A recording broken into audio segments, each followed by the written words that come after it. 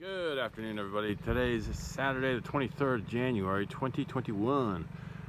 And a couple days ago, I actually started this project conceptually a couple weeks ago. And the project is, I decided that this big ass, it's about a 2-acre pasture. I think it's 1.8 acres, something like that, but it's the biggest pasture on the property. I decided to fence it in completely. And what I'm going to do is I'm going to co-mingle or cohabitate donkeys, chickens, rabbits, and goats. I'm going to mix them all up, let them run just free range in this whole pasture, set up some infrastructure for the rabbits to hide in, and things of that nature. So it's going to be kind of interesting. It'll be a fun project. But the first start of the project was to get the whole damn thing fenced in. It's about 800 feet all the way around this thing. So I started behind that big donkey butt right there at that fence, the cattle gate, and started going around. And it's actually a point to this video. Down there, I won't even go into the heartache. Down at the bottom down there, where it dips down, you can't even see it. That was all berry bush bramble down there. So it took me 2 days to get all the berry bushes, all the thorn bushes out, cut out from around the fence so I could navigate around to get this fencing in. And I got more war wounds. Ooh, can't see it. I mean, I got cuts and scratches, and I must have 100 thorn holes in my arms and stuff. Thankfully, I was wearing my helmet and safety glasses, and I took a couple whacks in the head, but didn't take any thorns in the head. Whoop whoop. Anyway, here's the short version of the story. I was actually oops, I'm dead. Look at this. That for a single person operation, one person doing this. I'm kind of proud of this, for lack of a better word. I mean, look how taut that fence is, and I'll show you why in a minute. That is a beautifully installed fence, if I don't say so my own self. I don't blow my own horn that often, but this came out really good. And there's a reason why it came out really good, and that's the whole point of this video, is if you're into such things, in farming, agriculture, pastures, chicken, whatever, and you do a lot of fencing, this implement I got it at Tractor Supply, but it's basically a fence unroller and stretcher. So you put a big old, like 100-foot roll of fencing on here, and you just unspool it, and you get it out to how you want it, lay it out, and then there's some tensioners there, and you tension it up, and then I'm using, right now the tractor's actually pulling on this fence to keep it nice and taut, and all I have to do is walk around and tack it into all these poles. But that implement right there from Country Line, and then other people make them, but a fence stretcher makes this kind of work just so much easier. So for a couple $100, if you're doing this kind of thing and you're getting old like me and you've got a sore back and arthritis in your hands or whatever, for whatever reason, I would encourage you to get one of these things. It works really well, as you can see right here. Anyway, I should have this done by the end of the day, so I'm looking forward to tomorrow. I'm going to get the rabbits and goats released into this pasture. So I'll do some video of that tomorrow with a drone probably. Take care, have a good one. Bye-bye. Well, I'm a little out of breath, but I got the goats into the new pasture. I gotta spend a little bit of time out here, make sure these two ding donkeys are nice to them.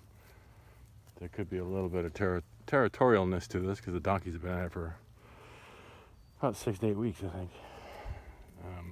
Evidenced by the donkey poop pile, which actually looks like it's shade, but it's not. What do you think, girls? Lots of green stuff to eat. Good girls.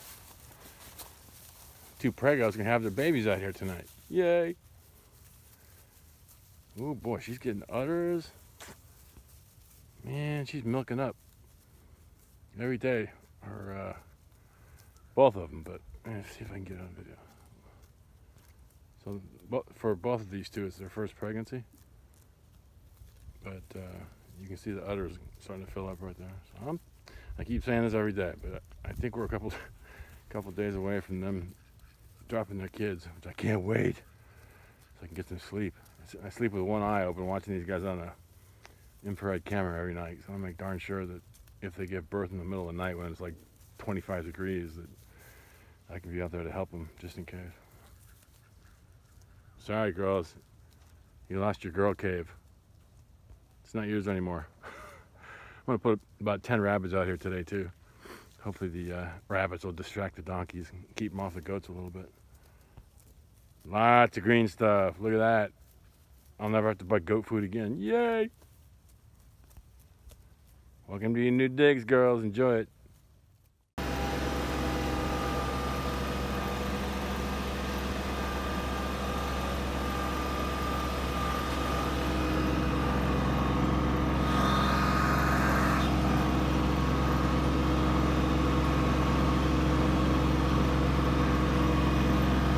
Milo, what are you doing?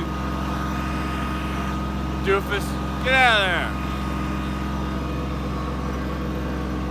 Alrighty then, we got the 2 rabbit tractor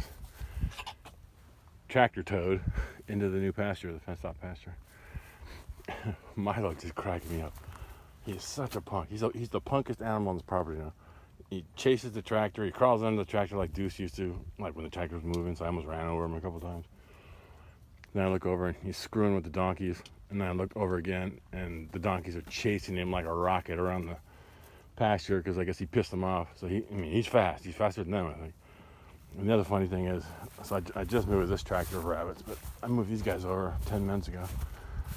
And then one of them was out. But even with the door, oh, there she is. I think she's the one that always escapes, always wanted out. And she's the only one that said, freedom, yeah, I'll take it. And the rest of them are like, I think we'll stay in here for a while. But it's all cool. We got the donkey dome re-erected. You may recall from, what was it, a year ago, something like that?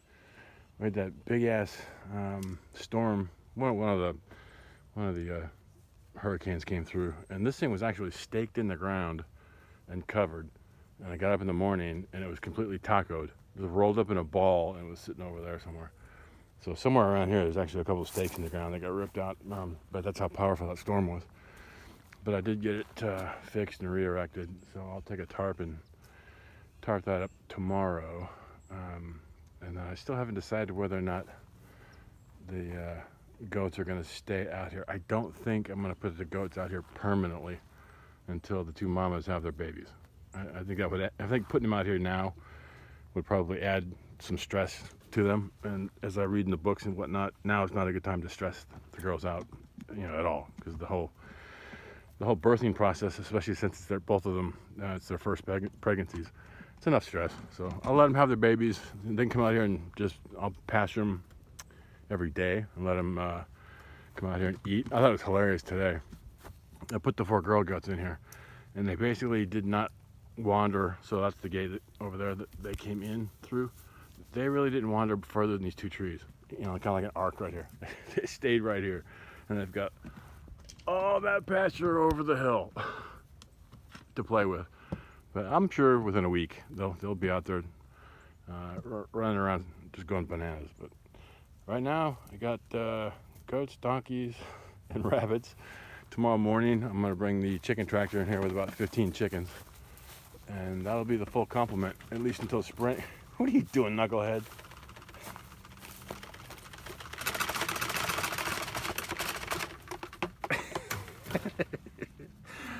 You are such a putz, I swear to God. Come here, Ding Ding. You got all this pasture to play in, and you want to be in a cage, right? You're the next one I expect to see in one of these cages nosing around, big fat head. All right, I got the portable chicken coop, chickshaw. Hey, sweetheart. So now we got chickens, donkeys, rabbits, which is they're cracking me up. These cages are still open, and there's 10 rabbits. I think I counted 7 in the cages this morning. It's like they don't know what to do with themselves. Alright, sweetie. I don't have any food yet, baby. Give me a minute. No goats right now. The goats are in the other pasture. Like I said earlier, that I'm not going to move them in here full time until after the babies are born. But that's a good sign. There's a rabbit right there. And I see a rabbit right there. Yay. Doing exactly what I want them to do. But maybe not so close to the perimeter fence, Ding Ding. Get over here. Trying to escape already. There's coyotes on the other side, just saying. The last couple of months I've been tempted to throw a road flare in this big old pile of wood debris. Just too much work to run that through the wood chipper, chainsaw some of it and then wood chip the rest of it. Now I'm glad I didn't, because this is going to end up being the first of a couple of places for the rabbits to live. I've got some experience years and years and years ago when I was in the military, out in the middle of nowhere in Nebraska, Wyoming, and 52,000 square miles of missile field.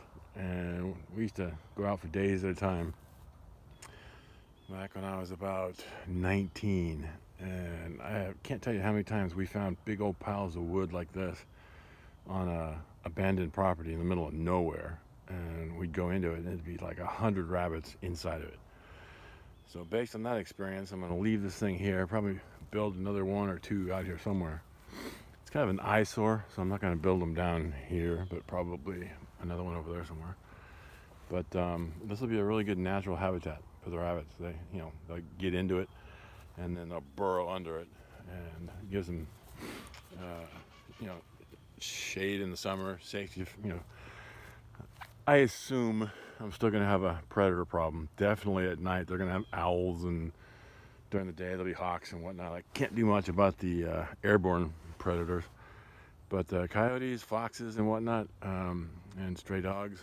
I went to a little bit of work. I'm thinking about stringing up some electric, what do you call it? Not electric fence, but static line. Just one long, continuous, static, charged line all the way around the fence. At my knee height, or type of thing, on the outside to keep predators from climbing the fence. Love it. Come on, Soleil. Good boy. And here's what it looked like this morning. Obviously, we got a nice little snow dump last night. First one of the year, really.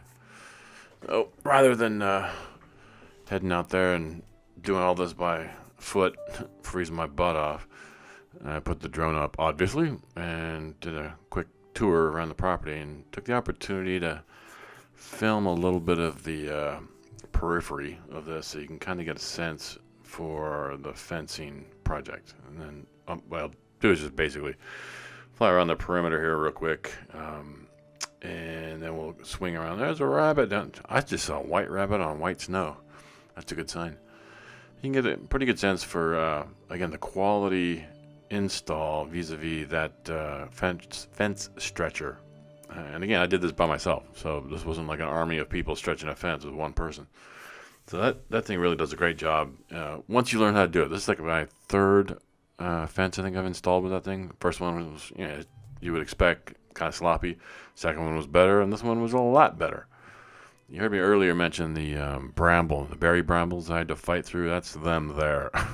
They look pretty when they're covered in snow, but it's worse than concertina wire, if you're familiar with that. I mean, that stuff has just cut my behind up.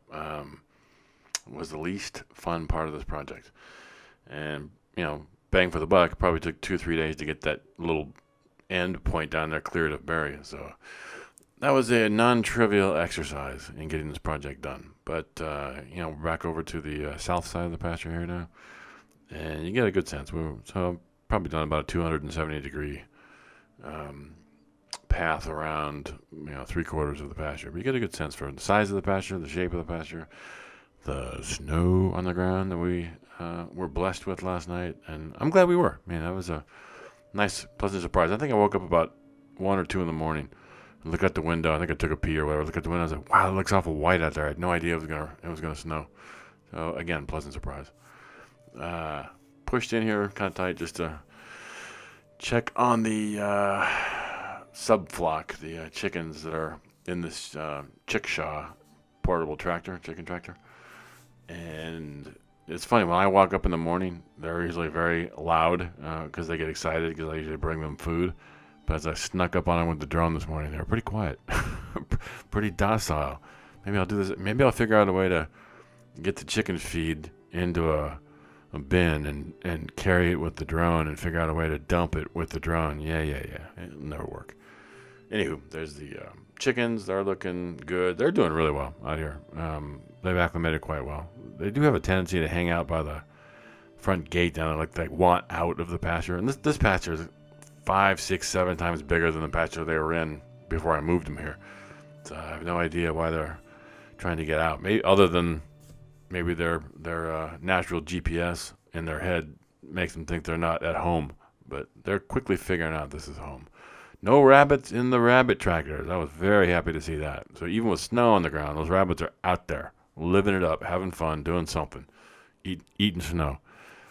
And last but not least, at least here in the pasture, kind of check on the 2 fathead donkeys. And I mean, they never have a problem with weather. I mean, as you can see, they basically shelter under a tree and do what donkeys do, stuff their face. Right.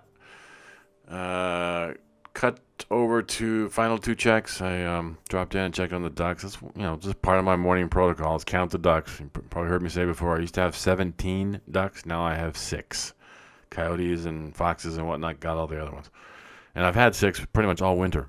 But it is part of my morning protocol is count the duck and cross my fingers that I can overwinter 6. And 2 of them are female. And they're just starting to show some mating behaviors, so I'm kind of hoping that I'll start seeing some fertile eggs in the nest here in the next month or so, because I'd like to have 20, 25 ducks total by the end of the season.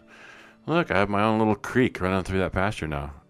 It's like a perpetual creek with all the rain we've had for this season. Lastly, drop down real quick and just check on the girls.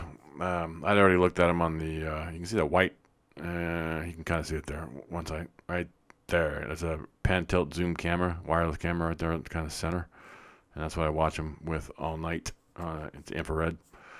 Look at them. Oh, what the hell is that thing? I don't think the girls have seen the drone before.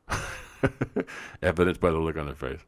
Anyway, guys, that's I'm gonna wrap up this update video for this whole project of getting these guys out in that pasture. Everything's going really well, and I'm looking forward to the next couple of days. Everybody's calling this thing home. Take care. Have a good one. Bye bye.